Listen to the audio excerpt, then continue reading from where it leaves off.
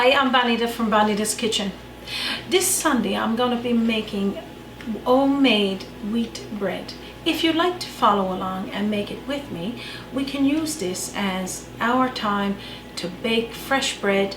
What I'll do is show you the ingredients, tell you what you need, and if you wish, please join me. That's this Sunday on Bonita's Kitchen.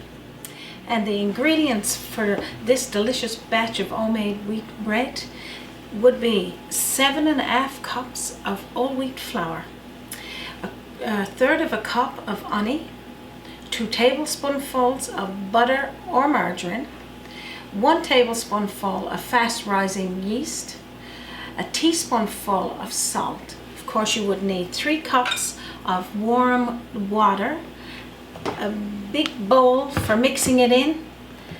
That's all you'll need to bake along with me to make this homemade whole wheat bread. So don't forget, if you wish to bake along, if not, just sit back, make yourself a cup of tea and watch us bake. That's this Sunday on Bonita's Kitchen.